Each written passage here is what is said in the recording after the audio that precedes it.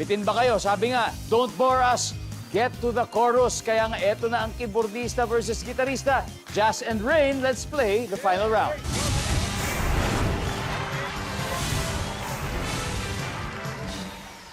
Eto, para sa ating dalawang magagaling na musicians. Good luck dahil times 3 na.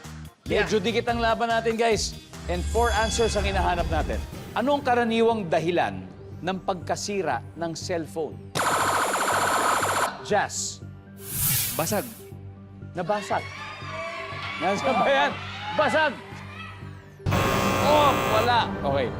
Ano ang karaniwang dahilan, ito dahilan, ng pagkasira ng cellphone, Rain? Nabagsak. Yan, nabagsak. Survey says... Top answer, Rain. Pass or play? Play. Final round. Just balik muna tayo. Ito na, Wendy. Karaniwang dahilan ng pagkasira ng cellphone. Wendy, ano kaya? Yung battery nag-overheat or nagka-problema yung battery. Yung battery. Survey, nandyan ba yan? Pwede, overcharging? Benmin, ano pa kaya? Dalawa na lang ito. Dahilan ng pagkasira ng cellphone. Nabasa. Nabasa. Na-experience mo na ba yun, nabasa? Oo, nabasa. Nako. Nalaglag. Sa pool. Hassle yun. Lalo siguro pag nahulog sa inodoro. Yes, sa kanal. Napaka-hassle Nangyari sa nun. akin yan. Nabasa, sabi ni Renmin. Survey says... Yes! Adeng, isa na lang. Ano kaya? Ano kaya itong karaniwang dahilan ng pagkasira ng mga cellphone? Na virus. Yun! For Uy. the win. Na virus? Virus. Nandyan ba ang nabavirus? Survey says...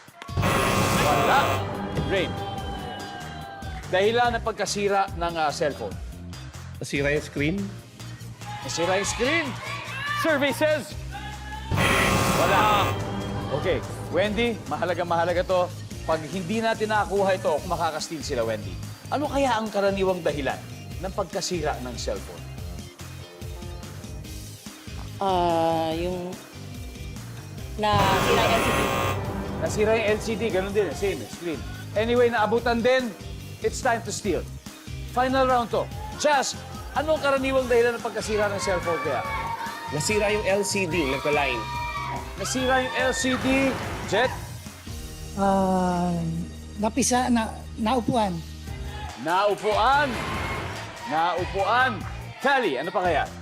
Nasira yung LCD niya. Nasira yung LCD. Okay.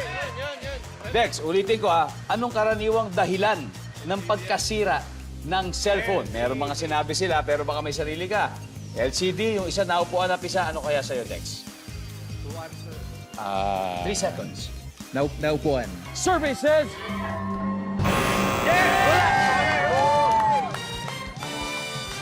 Ang ating number 4 ay... Wala na, luma na. At dahil dyan, ang final score po natin, Agaw Agimat 415, Alamid 124. Mga Sir Dex, maraming salamat po sa inyo. Thank you very much, Jeff at Jazz. Palakpakan po natin ang bandang Alamid. May 50,000 pesos po kayo from Family Feud. Thank you very much. And of course, congratulations. Agaw Agimat. Pasok tayo sa Fast Money. Wendy, sino ang ating dalawang players sa Fast Money lang? Kayo. Tayo dalawa? Sige. Okay.